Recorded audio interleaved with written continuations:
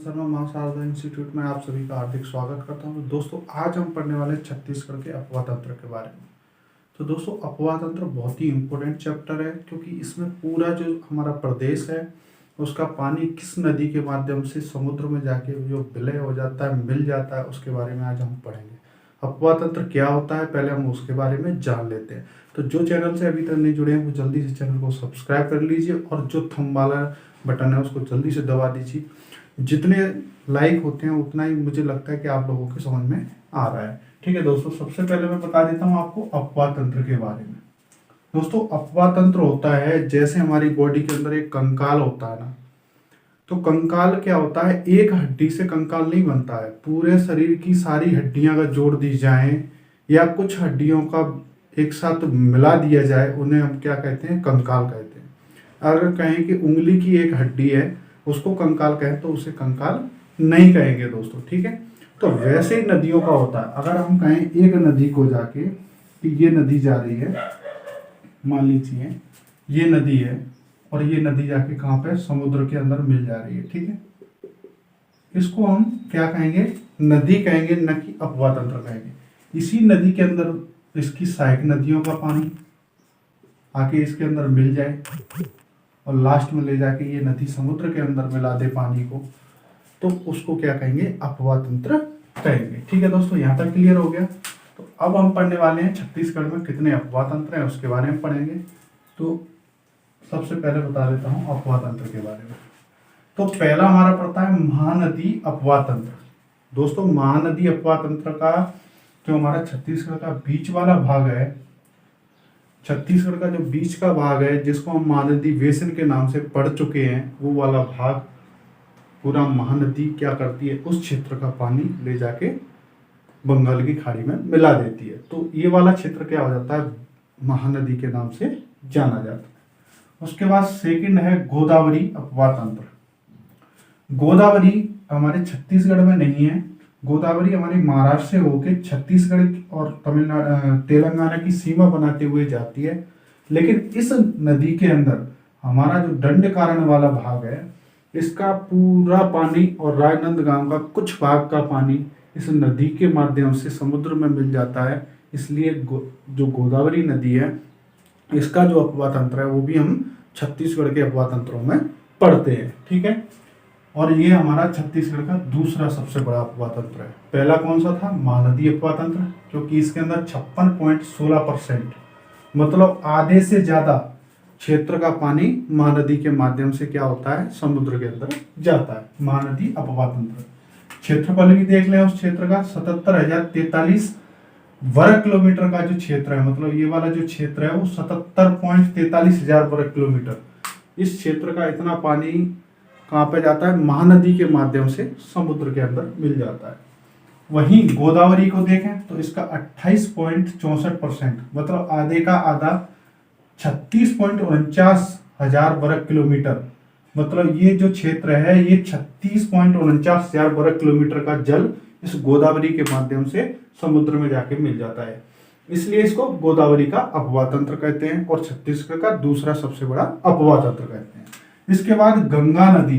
दोस्तों गंगा नदी भी हमारे बगल के राज्य उत्तर प्रदेश से होकर गुजरती है, लेकिन जो हमारा बघेलखंड और जसपुर और सावनीपाट का जो क्षेत्र है इसका पूरा पानी कहाँ जाता है, गंगा के अंदर जाता है और गंगा नदी का अपवाह तंत्र बनता है। इसमें बच्चों कहीं आपको क्वेश्चन में मिल सकता है सोन नदी का अपवाह तंत्र। तो सोन नदी हमारे पड़ोसी राज्य मध्य प्रदेश से होके गंगा नदी में जाके मिलती है दीनापुर बिहार में। तो कुछ भाग हो सकता है कोरिया का कुछ भाग का जल इस नदी के माध्यम से भी गंगा में मिलता है। तो सोन नदी, गंगा नदी, सोन नदी अपवाह तंत्र आए या गंगा नदी अपवाह तंत्र आए तो सेम यही होगा, हमारा पूर्वी बघेलखंड और जसपुर और सामरीपाट का जो भाग है उसका जल जाएगा। ये ले जाता है 13.63%।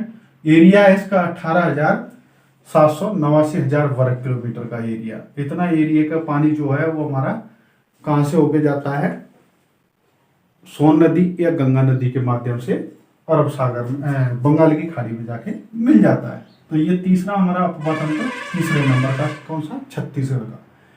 ब्राह्मणी अपवाह तंत्र। दोस्तों ये कोई अलग अपवाह तंत्र नहीं है, ये नदी है ब्राह्मणी नदी और ये हमारी कहाँ पे, महानदी के अंदर ही मिल जाती है, इसलिए हम इसको अलग नहीं पढ़ेंगे, महानदी में ही पढ़ेंगे, ब्राह्मणी नदी। लेकिन अगर क्वेश्चन अलग से पूछ लिया जाए ब्राह्मणी अपवाह तंत्र के बारे में तो आपको पता हो, तो इसमें 1.03% जल छत्तीसगढ़ का भी इसके अंदर जाता है, किसके, ब्राह्मणी नदी के। इसके बाद एरिया है इसका 1,42,000 वर्ग किलोमीटर, मतलब 1 किलोमीटर 420 वर्ग किलोमीटर, ठीक है। उसके बाद नर्मदा नदी, दोस्तों नर्मदा नदी हमारे पड़ोसी राज्य मध्य प्रदेश के मेकल श्रेणी से, सतपुड़ा पर्वत की मेकल श्रेणियों से होकर निकली हुई है और हमारे छत्तीसगढ़ के अंदर राजनांदगांव के कवर्धा जिले के ऊपर कुछ भाग में मेकल श्रेणियों का जल जो है वो इसके माध्यम से होके जाता है, किसके, नर्मदा के। और वो कितना है, 0.55%, मतलब 750 वर्ग किलोमीटर। थोड़े से छोटे से भाग का थोड़ा सा जल किस में जाता है, नर्मदा नदी के अंदर। इसलिए हमारे छत्तीसगढ़ में कहें तो 4 ही अपवाह तंत्र हैं, महानदी, गोदावरी, गंगा और नर्मदा का अपवाह तंत्र। अगर पूछ लिया जाए सोन का तो सोन का कर दीजिए, गंगा का पूछा जाए तो गंगा का कर लीजिए, इसलिए हमने इसको क्लियर कर दिया है, ठीक है। इसके बाद सबसे पहले हम पढ़ेंगे महानदी अपवाह तंत्र के बारे में।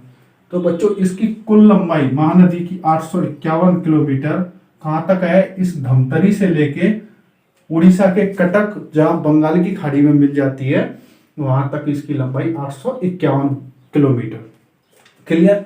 और यहाँ वर्ग किलोमीटर नहीं होता बच्चों, नदियों का क्या है, सीधी लंबाई में जाती है, इनकी चौड़ाई नहीं होती, इसलिए वर्ग किलोमीटर नहीं लिखते, इसको केवल किलोमीटर में ही नापा जाता है, क्लियर हो गया। इसकी छत्तीसगढ़ में बहने की जितनी बहती है उसकी लंबाई 246 किलोमीटर, मतलब धमतरी से लेके रायगढ़ के लास्ट सीमा को पार करते समय इसकी लंबाई 246 किलोमीटर होती है। इसी कारण इसको ये सबसे ज्यादा जल लेके जाती है, सबसे ज्यादा जल होता है इस नदी के अंदर, इसलिए इसको छत्तीसगढ़ की जीवन रेखा भी कहते हैं और छत्तीसगढ़ की गंगा भी कहते हैं। जैसे हमारे भारत की गंगा गंगा नदी, वैसे छत्तीसगढ़ की गंगा कहेंगे तो महानदी को कहेंगे, जीवन रेखा भी कहेंगे तो महानदी को कहेंगे, क्योंकि सबसे ज्यादा जल यही लेके चलती है, क्लियर हो गया। यहाँ पे ये नदी का उद्गम स्थल है स्यावा के पास है हमारा, ये जो पर्वत पड़ता है स्यावा पर्वत में, श्रृंग ऋषि का जो आश्रम है वहां से होके कौन सी नदी, महानदी का उद्गम होता है। एक पौराणिक कथा है, बताते हैं कि श्रृंग ऋषि एक समय सुबह के समय निकले थे तो उनका जो कमंडल कहते हैं जिसके अंदर पानी होता है वो गिर गया था, उससे क्या हुआ था, महानदी का उद्गम हुआ था वहीं से, उस कमंडल के पानी से, ठीक है। ये एक पौराणिक कहानी है, बताते हैं, और ये धमतरी जिले के अंदर पड़ता है, ठीक है। छोटा सा पर्वत है स्यावा का, वहां से होके निकला हुआ है, क्लियर हो गया। इसके बाद इसका विलय कहाँ होता है, तो विलय होता है इसका उड़ीसा के जो कटक है, कटक जाके बंगाल की खाड़ी का जो लास्ट किनारा है उसमें जाके ये विलय कर जाती है। और इसी नदी के ऊपर एक हमारा सबसे लंबा बांध, हीराकुंड बांध, जिसकी लंबाई 4.8 किलोमीटर, मतलब 4.8 किलोमीटर की इस हीराकुंड बांध की लंबाई है। इतना लंबा बांध है, काफी सबसे लंबा बांध है हमारा ये, तो इसकी हीराकुंड बांध पे लंबाई पड़ती है। इसके बाद दोस्तों ये क्या है, 9 जिलों से होके निकली हुई है, धमतरी, कांकेर, बालोदा, गरियाबंद, रायपुर, महासमुंद, बलौदाबाजार, जांजगीर चांपा, रायगढ़ में सूरजगढ़ का जो पुल है वो सबसे लंबा इस नदी के ऊपर पुल बना हुआ है।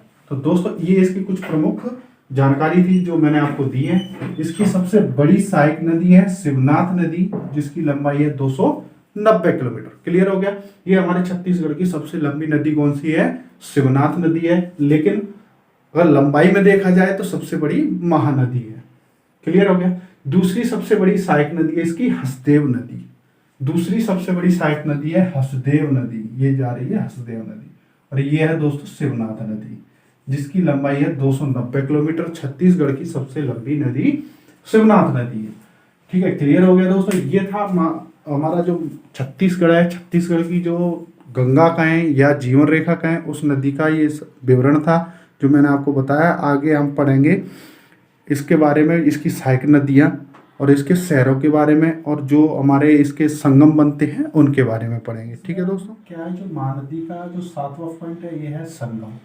मतलब किसी नदियों का क्या होता है, कुछ दो या दो से अधिक नदियाँ आके मिलती हैं तो उसको क्या बोलते हैं, संगम। मान लीजिए ये मुख्य नदी है और इसमें आके कोई नदी आके मिल गई और इधर भी आके कोई मिल गई, तो ये पॉइंट क्या बन जाएगा, संगम बन जाता है। ठीक है दोस्तों, यहाँ तक क्लियर हो गया। तो इसके जो प्रमुख संगम है, एक है राजिम। ये राजिम पड़ता है हमारा गरियाबंद के पास पड़ता है, और ये संगम है महानदी, पैरी और सोंडरू नदी का। दोस्तों याद रखना, इसका मैप जरा इस तरीके का बनता है नदी का। ये हमारी धमतरी से निकलती है और ये अपना कांकेर, कांकेर होके बलौदा, बलौदा बाजार से होते हुए गरियाबंद, गरियाबंद से रायपुर और महासमुंद होते हुए बलौदा बाजार, जांगी चांपा और रायगढ़ होते हुए उड़ीसा के लिए निकल जाती है। तो दोस्तों ये वाला जो पॉइंट बनता है राजिम, राजिम वाला जो पॉइंट है गरियाबंद वाला, इस जगह पे आके क्या है, दो नदियां इससे आके मिलती है, एक सुंडरू और एक पैरी नदी। तो ये दोनों नदियां जिस जगह पे मिलती हैं वो संगम बनता है राजिम का संगम। और ये जो संगम है यहाँ पे 6 वर्ष बाद, प्रत्येक 6 वर्ष बाद एक अर्ध कुंभ का मेला लगता है। मतलब यहाँ पे एक बड़ा मेला लगता है। उसके बाद एक संगम पॉइंट आता है शिवरी नारायण का। बच्चों ये शिवरी नारायण, यहाँ पे जोंक और शिव नदी और महानदी का क्या होता है, मिलन होता है। ये पॉइंट पड़ता है ये वाला, ठीक है, रायपुर के पास।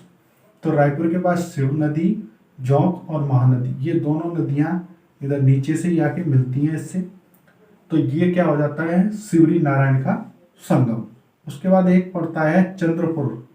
3 प्रमुख संगम है, चंद्रपुर का पड़ता है इस जगह पर रायगढ़ के पास। तो यहाँ ऊपर से आती है माण नदी, नीचे से लात नदी। तो ये 2 नदियों का यहाँ पे आके संगम होता है महानदी के साथ। तो ये प्रमुख 3 संगम थे, शिवरी नारायण, राजिम और चंद्रपुर। इसमें काफी इंपोर्टेंट है राजिम का, क्योंकि यहाँ पे एक अर्ध कुंभ का मेला लगता है दोस्तों। तो आप याद रखना, ये जो संगम है काफी इंपोर्टेंट होते हैं, कई बार पूछे जाते हैं कि छत्तीसगढ़ का प्रमुख संगमों में से जैसे राजिम है उसके बारे में पूछ लिया जाए, शिवरी नारायण है उसके बारे में पूछ लिया जा सकता है, चंद्रपुर के। इसके बाद दोस्तों पॉइंट नंबर 8 कहता है छत्तीसगढ़ की सबसे बड़ी बहुउद्देशीय परियोजना। एक परियोजना किसके ऊपर बनी हुई है, महानदी के ऊपर। इस परियोजना का नाम है रविशंकर जलाशय। महानदी के ऊपर बनी हुई रविशंकर जलाशय, ये काफी बड़ी परियोजना है। इसके तहत यहाँ पे बिजली वगैरह के लिए पानी रोका जाता है। काफी बड़ी परियोजना है, सिंचाई वगैरह के लिए भी यहाँ से पानी जाता है। तो ये बहुउद्देशीय परियोजना है, इसका नाम है रविशंकर जलाशय महानदी परियोजना, महानदी के ऊपर बनी हुई है। और क्वेश्चन में पूछा जा सकता है बहुउद्देशीय परियोजना, क्योंकि बहुउद्देशीय काफी प्रचलित परियोजनाएं होती हैं, बड़ी बड़ी परियोजनाएं होती हैं, बड़े प्रोजेक्ट होते हैं, मेगा प्रोजेक्ट होते हैं, उनके बारे में पूछ लिया जा सकता है। अब आ जाइए इसमें उत्तर की दिशा से आने वाली इसकी सहायक नदियां। तो एक शिवनाथ, हसदेव, हसदेव की लंबाई है 176 किलोमीटर, और मैंने आपको ये बता दिया ऊपर से आके इससे मिलती है। यहाँ तक क्लियर हो गया। इसके बाद बोरी, माण, केलो और इब नदी भी ऊपर से ही आके इसके साथ मिलती है। तो अब इसको याद करने की ट्रिक है, शिव हंसकर बोले माँ कैसे है भाई, कैसे है भाई, भाई कैसे है हमारे। शिव हंसकर बोले, शिव से शिवनाथ और हंस से हसदेव और बोले, बोले से हो गया बोरई और माँ से हो गया माण और कैसे से हो गया केले और भाई में ई से हो गया इव नदी। ये टोटल हमारी 6 सहायक नदियां जो उत्तर की दिशा से आके मिलती हैं, किससे, महानदी से। तो ये उत्तर की दिशा है, ऊपर से आके मिलती है कौन सी, 6 नदियां। इसका ट्रिक भी मैंने आपको बता दिया है, ट्रिक से याद रख लेना। शिव हंसकर बोले माँ कैसे है भाई, भाई मेरे कैसे हैं। शिव जी हंस के बोल रहे हैं, किससे, अपनी माँ से। इसके बाद दक्षिण से आके मिलने वाली नदी, मतलब इस नीचे वाले भाग से आके मिलने वाली नदियां ये है दूध नदी, सिलियारी नदी, सोंडू नदी, पेरी नदी, सूखा नदी, जोंक नदी और लात नदी। तो ये क्या है, हमारी दक्षिण की दिशा से आके इससे मिलने वाली नदियां हैं। तो दोस्तों याद रखना है इसको, दक्षिण से जो हमारी नदियां आके मिलती हैं, तो ये क्या है, हमारी सहायक नदियां हैं, प्रमुख सहायक नदियां, किसकी, महानदी की। तो ये भी आप इनको ट्रिक बना सकते हैं, ट्रिक से आप इनको याद करेंगे तो आप शायद इनको जल्दी नहीं भूलेंगे, याद रहेंगी ट्रिक वाली चीजें। तो ये हमारा जो महानदी का अपवाह तंत्र था वो पूरा कंप्लीट यहाँ पे होता है। अब नेक्स्ट हम पढ़ेंगे गोदावरी का जो अपवाह तंत्र है उसके बारे में पढ़ेंगे। तो अगर स्क्रीनशॉट लेना है तो बच्चों इसका स्क्रीनशॉट ले सकते हैं। कल इसी समय फिर मिलेंगे और कल नया चैप्टर होगा, गोदावरी का हमारा चैप्टर होगा, गोदावरी का अपवाह तंत्र पढ़ेंगे। उसके बाद हम पढ़ेंगे गंगा का अपवाह तंत्र पढ़ेंगे और नर्मदा नदी का अपवाह तंत्र पढ़ेंगे। तब तक के लिए जय हिंद दोस्तों।